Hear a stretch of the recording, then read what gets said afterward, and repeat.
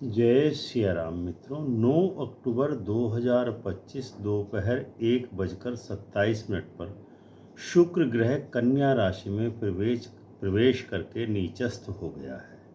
शुक्र तुला और वृषभ राशि का स्वामी होता है, जबकि कन्या राशि बुध की राशि होती है। यहाँ शुक्र अपनी स्वाभाविक ऊर्जा को खो बैठता है।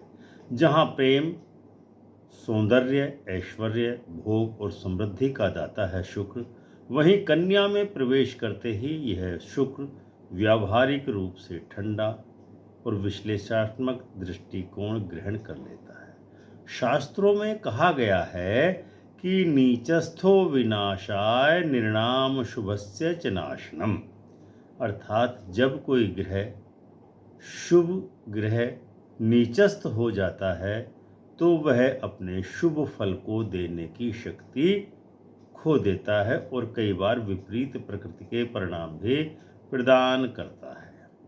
स्वतंत्र भारत की कुंडली में यानी 15 अगस्त 1947 को 00 बजे यानी रात को 12 बजे दिल्ली में जन्म हुआ, तो उसके अनुसार लग्न भारत की वृषभ लग्न है। शुक्र जो वीनस और टोरस राशि का स्वामी है, यानी लग्नेश और छठे भाव का स्वामी है, वह तीसरे भाव में कर्क राशि में स्थित है। इसका अर्थ यह है कि भारत के जन्म काल से ही शुक्र की ऊर्जा परीक्षण, संघर्ष, आत्मसंतुलन और पुनरुत्थान की प्रक्रिया में लगी रहती है। भारत की कुंडली में यह स्थिति बतलाती है कि देश का सौंदर्य, संस्कृति, कला और धन बार बार संकट में पड़ेगा, परंतु हर बार नई सृजनात्मकता और नवीनीकरण के साथ पुनः उठ जाएगा। अब 9 अक्टूबर 2025 को गोचर शुक्र पुनः कन्या राशि में नीच हो रहा है, तो यह भारत की कुंडली में जन्म में शुक्र नीच होकर के एक योग बना रहा है, जिसे नीच पर नीच योग कहते हैं, जो गंभीर आर्थिक और सामाजिक हलचल का सूचक होता है। शुक्र लग्नेश होने के कारण सरकार की छवि, नेतृत्व की लोकप्रियता और नीति निर्णयों से सीधे रूप से जुड़ा हुआ होता है। षष्ठेश होने के नाते यह विरोध, विपक्ष, न्यायिक चुनौतियों और कर्ज जैसी परिस्थितियों को भी निमंत्रित करता है। संभावित प्रभाव इसके क्या हो सकते हैं? सरकार की छवि पर ग्रहण लग सकता है। शुक्र के नीच होने से जनता में सरकार के प्रति निश्चित ही असंतोष बढ़ेगा। आर्थिक नीतियां और बेरोजगारी जैसे मुद्दे केंद्र में रहेंगे। सोशल मीडिया और विपक्षी दल धन की असमानता और भ्रष्टाचार के मुद्दे पर जनता को लामबंद कर सकते हैं। नंबर 2, कूटनीतिक तनाव भी ये उत्पन्न कर सकता है नीच का शुक्र। शुक्र क्योंकि विदेश नीति से भी जुड़ा हुआ ग्रह है, इस गोचर के कारण भारत की कुछ विदेशी साझेदारियों में मतभेद उत्पन्न हो सकते हैं, खासकर यूरोप या पश्चिमी देशों के साथ। नंबर 3, आंतरिक असंतोष और विरोध के कारण आंदोलन का जन्म हो सकता है। षष्ठेश शुक्र नीच का होने से रोजगार, महंगाई और भ्रष्टाचार जैसे मुद्दों पर नए आंदोलन भारत देश में उभर सकते हैं। छात्र या युवा वर्ग विशेष रूप से सक्रिय हो सकता है। नंबर 4, न्यायपालिका और सरकार के बीच मतभेद उभर सकते हैं, जैसा कि पहले से ही स्थिति बनी हुई है। सुप्रीम कोर्ट के मुख्य न्यायाधीश के ऊपर एक वकील महोदय ने जूता फेंक कर मारने का प्रयास किया।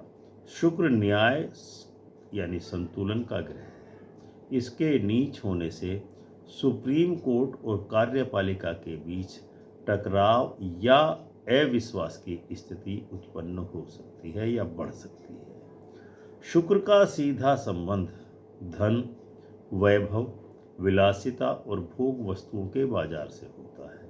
नीच होने पर यह इन क्षेत्रों में संकुचन और असंतुलन लाने वाला है, जिसके आर्थिक संकेत नीच के शुक्र के 9 अक्टूबर से 2 नवंबर के बीच किस प्रकार के आर्थिक संकेत हो सकते हैं? वो ये हैं, नंबर 1, रियल एस्टेट और लग्जरी सेक्टर में मंदी होगी। उच्च वर्ग की खर्च करने की क्षमता निश्चित ही घटेगी। भूमि, गहने, फैशन और मनोरंजन उद्योग पर इसका सीधा असर पड़ेगा।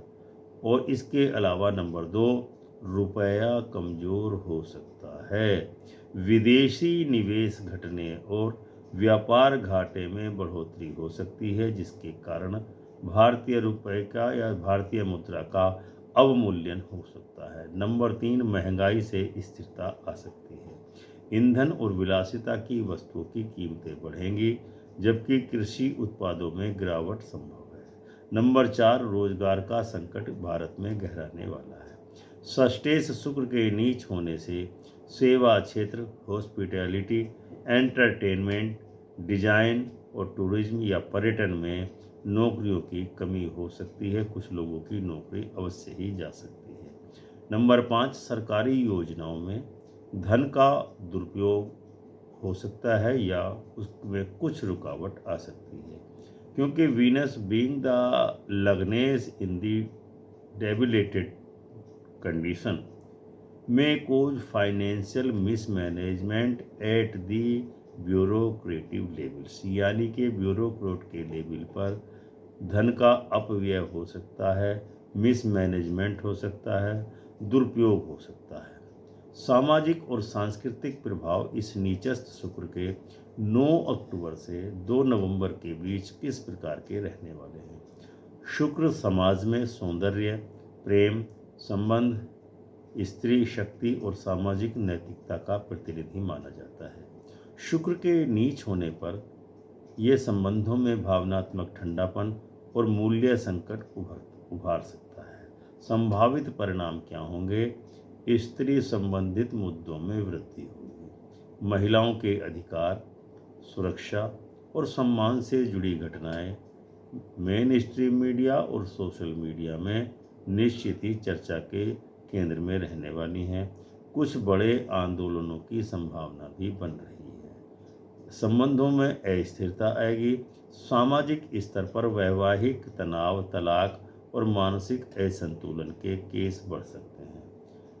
नेक्स्ट, मनोरंजन जगत में विवाद हो सकता है। फिल्म इंडस्ट्री, फैशन और कला के जगत में बड़े विवाद या स्कैंडल या सेक्स स्कैंडल सामने आ सकते हैं। मूल्यों की पुनर्समीक्षा हो सकती है। समाज में आध्यात्मिक जागरण बनाम भोगवाद का टकराव सीधे सीधे दिखाई देने वाला है, यानी कि लोग भोगवाद को छोड़ करके आध्यात्मिक जागरण की ओर बढ़ सकते हैं, क्योंकि संपूर्ण ब्रह्मांड के ग्रह इस समय यही संकेत दे रहे हैं। इसके अलावा न्यायिक और प्रशासनिक क्षेत्र पर भी इस नीचस्थ शुक्र का क्या प्रभाव होगा? वह यह होगा कि शुक्र संतुलन और क्योंकि न्याय का प्रतीक है, इसीलिए इसके नीच होने पर न्यायपालिका में आंतरिक तनाव, विलंबित निर्णय और नैतिकता पर प्रश्न खड़े हो सकते हैं। ये हमको तभी से दिखाई दे रहा है जब से माननीय सर्वोच्च न्यायालय में चीफ जस्टिस ऑफ इंडिया के ऊपर एक ऑब्जेक्ट फेंकने की जो घटना हुई है, उसके कारण पहले से ही न्यायपालिका में आंतरिक तनाव हम सभी को दिखाई दे रहा है। संभावित घटनाएं क्या हो सकती हैं?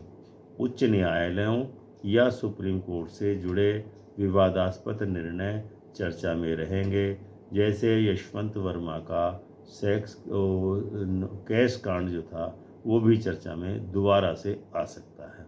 प्रशासनिक क्षेत्र में भ्रष्टाचार या शक्ति के दुरुपयोग के मुद्दे सामने आ सकते हैं। विधायिका बनाम न्यायपालिका के टकराव बढ़ सकते हैं, ऐसा हमको अनुभूति हो रही है। शुक्र का नीच होना भारत की कूटनीतिक छवि और आर्थिक भागीदारी पर निश्चित ही प्रतिकूल प्रभाव डाल सकता है। विदेशी निवेश इस बीच में घटने की पूरी संभावना है, विशेष करके यूरोप और अमेरिका से। पड़ोसी देशों से संबंध तनावपूर्ण होंगे, खासकर चीन और नेपाल के साथ। संबंध निश्चित ही तनावपूर्ण होने के कारण कुछ नुकसान भी हो सकता है।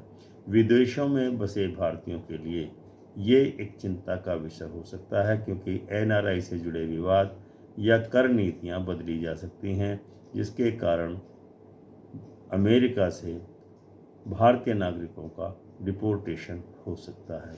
अंतर्राष्ट्रीय मंचों पर भारत की सॉफ्ट इमेज को चुनौती मिल सकती है। इसके अलावा राजनीतिक संकेत क्या होंगे? शुक्र लग्नेश होने से यह देश की सत्ता और साख का प्रतीक है। शुक्र के नीच होने से संकेत मिलता है कि सरकार की लोकप्रियता निश्चित ही घटने वाली है और उसको संकटों का सामना करना पड़ सकता है। विदेशी विपक्षी गठबंधन को नए अवसर मिलेंगे, विपक्षी एकता बढ़ सकती है, जनता की नाराजगी और असंतोष निश्चित ही इस दरमियान 9 अक्टूबर से 2 नवंबर के बीच बढ़ने वाला है। शुक्र 2 नवंबर 2025 तक नीच स्थिति में रहेगा, इसीलिए इस समय काल में विशेष रूप से राजनीतिक अस्थिरता, मंत्रिमंडल में फेरबदल और आर्थिक नीतियों में संशोधन के रूप में दिख सकता है।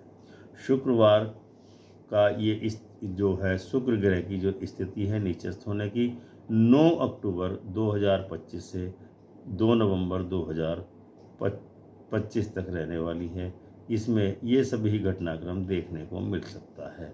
शुक्र जब नीच होता है तो वह मनुष्य या राष्ट्र को यह सिखाता है कि भोग से योग की ओर लौटो। भारत जैसे राष्ट्र के लिए यह समय आर्थिक संकट और मूल्य संकट दोनों का ही संकट दिखा रहा है, परंतु यही काल आध्यात्मिक पुनर्जागरण, स्वदेशी उदय और नए आर्थिक मॉडल की भूमिका भी बना सकता है। अंत में हम कह सकते हैं कि 9 अक्टूबर 2025 का दिन केवल एक खगोलीय घटना नहीं है, यह एक संकेत है उस मानसिक, आर्थिक और राजनीतिक संक्रमण का जो भारत को अगले वर्ष 2026 में बृहस्पति के गोचर से एक नई युग की ओर भारत को ले जा सकता है। नीच शुक्र भारत को झकझोरेगा, परंतु यही झटका नव सृजन की दिशा में पहला कदम होगा। यह समय देश के लिए आर्थिक संयम, नीति सुधार और आध्यात्मिक पुनर्जागरण का समय है। इस विषय में आप क्या सोचते हैं? जो जानकारी हमने शुक्र के नीचस्थ होने की दी, इस विषय में आप क्या सोचते हैं उसको कमेंट करके हमको अवश्य ही बताएं। हम आपके आभारी रहेंगे। वीडियो पसंद आया हो तो वीडियो को लाइक एवं शेयर अवश्य करें। चैनल को सब्सक्राइब करके बेल आइकन का बटन दबाकर ऑल का ऑप्शन अवश्य चुनें। जय श्री राम।